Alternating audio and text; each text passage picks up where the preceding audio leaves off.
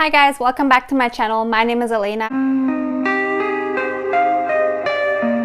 Today I'm back with another video in which I'll be talking about what it's like to be a bank teller. In my last video, I talked a lot about why I quit the job and how the reasons why I left and why I didn't like being a teller. But in this video, I want to mention some of your questions about the duties, responsibilities, and some of the common questions that had been asked on my previous video. In this channel, I'll be talking a lot about interview questions, how to succeed in interviews, how to get a job at the bank, and just like general career advice. So if you're interested in that, make sure you subscribe and then you'll be notified to see my videos. I know that it could be hard to pass an interview, and that's why I'm here to help you guys. If you subscribe to this channel, I can tell you that you will pass that interview, because with all of the videos that I'll be posting, I'm going to make sure you guys are confident enough. I've been through this stage where I was not confident and I was not able to even pass the interview, and I know where you guys come from. So be sure to check out my videos and learn from those tips and hopefully pass the next interview. Alright guys, so without further ado, let's start with some of the common questions that you all wanted to know. One question that was asked a lot was, is bank teller a sales job? So when you're applying for the teller position job, it's kind of confusing to really know if there's going to be sales involved, because on the job description, they don't really mention about sales. The only thing they might mention is referrals, which is not true. So I'm here to tell you guys the truth about all of the sales that you have to do as a teller. I know it sounds crazy, but even as a teller, you do have targets. And back in the days, you didn't really have targets, but since I've been a teller for the past 2.5 years, it has slowly turned into a job where they require you to have certain amount of numbers per week or per month, and they check that. And if you're not meeting those, then your manager will, not promote you, and you won't really stand out. So to answer the question, yes guys, there is sales involved as a bank teller. So as a bank teller, you're required to do a lot of different transactions, and at the same time, you also have to focus about finding those opportunities. So you can't just be like serving 300 clients and you haven't even found one opportunity. The manager expects you to at least grab like 2 or 3 clients from all of the sessions that you've had.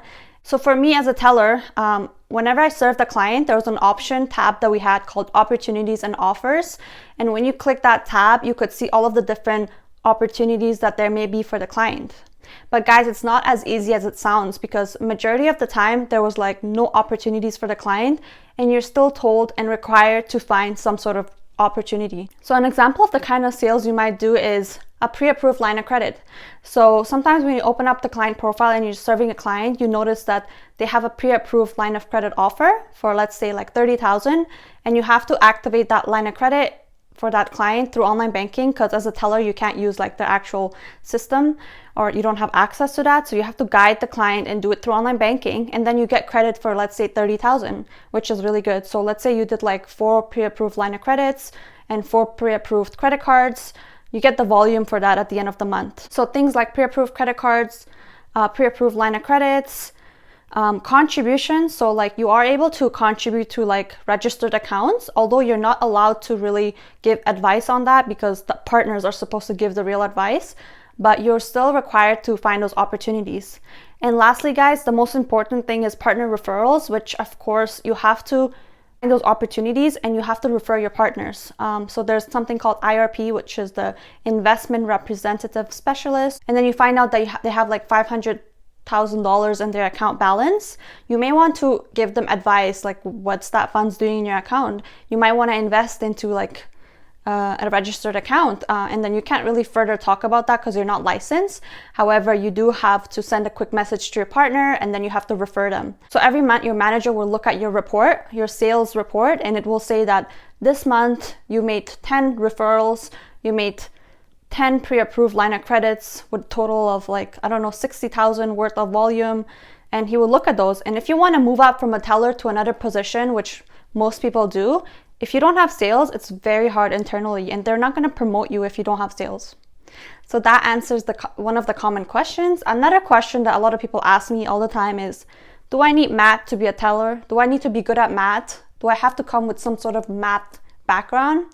The answer to that is no, absolutely not. This is actually the first thought I had when I wanted to study finance and get into the banking industry.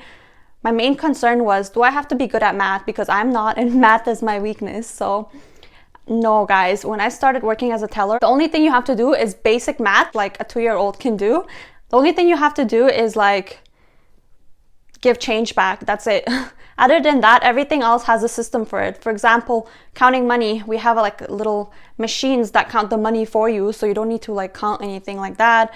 If you want to deposit a check and cash and find out the total, stuff like that, the system generates all of those numbers for you, so you don't need to know any kind of math at all, guys. Don't worry. If you suck at math, then this job can still be a good fit for you. All right, guys, so that covers some of the common questions. Now, I do want to cover some of the duties and responsibilities of a teller, because on my last video, I didn't really talk about like the main duties you have to do on everyday life as a teller. So let me tell you guys briefly some of the common things that you have to do, or some of the common transactions. So some things you have to do as a teller, usually you have to do the head teller job after you get some experience. So like after some time when you work there as a teller for like, I don't know, 2 months, 3 months, 6 months, depending on your branch, they're going to ask you to do the duties and responsibilities of a head teller. So what some people call it head teller, some people call it central teller. So what that is that basically you're responsible for, at the end of the day, balancing. And balancing means that you would have to input all of the cash that you guys have in the branch into a system. All of the shipping, you have to ship out cash, and it's like harder than it sounds, guys, because it's a very complicated system, and you have to enter. Again, you don't need math for this because the system will count it for you. However, you have to be very careful. For example, if you type into the system that you guys have 100K worth of cash in the branch today, but you accidentally missed like, I don't know, $500, and you put 100K and you didn't put 100K and 500, you can get in trouble, because at the end of the day, there will be $500 cash missing, and then you would have to spend time looking for that money, and you will be so confused. You'll think that somebody has lost the money, or somebody has gave the client extra cash. So you gotta really be like, you have a huge responsibility as a cash teller or as a head teller to make sure that you input all of the information properly on the system.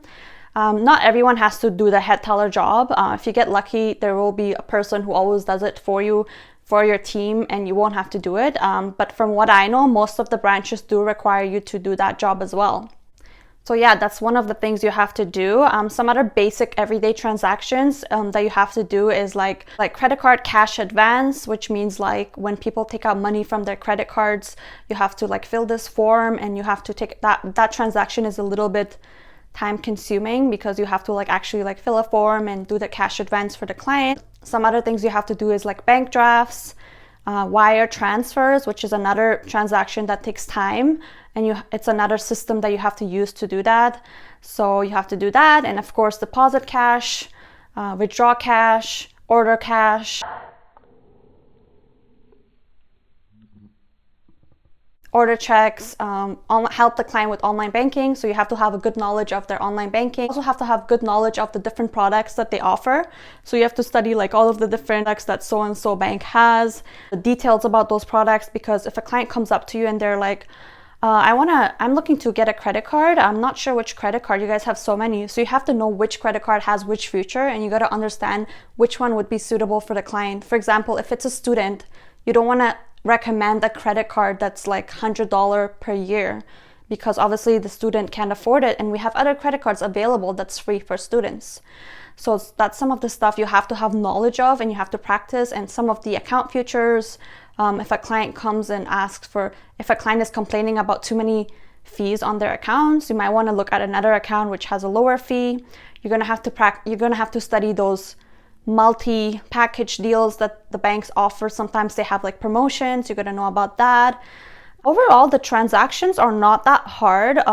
You will learn it pretty fast during training. The only part that might be a little tricky to people that don't like sales is the fact that you do have to do sales somewhat here and there. And if you don't do sales, it could be an issue in the long term. You might not get promoted. Your manager might have coaching time with you where they tell you how to improve and how to get more opportunities when you're serving clients. You also have to do some other complex transactions such as requests. So people may come and ask for like a name change on their account because they've gotten married now and they want to change like their last name. You would have to send requests for those kind of things. You would have to get the client's signature. There's a lot of times where you do need to get the client's signatures. You need to go to your manager a lot for like a second authorized signature, to call what they call an override from your manager, which is like you ask the manager to approve the transaction. And like I mentioned in my previous video, if you guys haven't watched it already, you should go watch that, because in that video I talk more about all of the angry clients and all of the experiences you get to deal with as a bank teller. Anyways guys, I hope you enjoyed this video today. If you have any questions, please comment down below. I'll be happy to answer any of your questions. I do have a lot of experience in banking. I've done like 3-4 positions so far. I just started my new position recently. So please don't hesitate to ask questions and subscribe.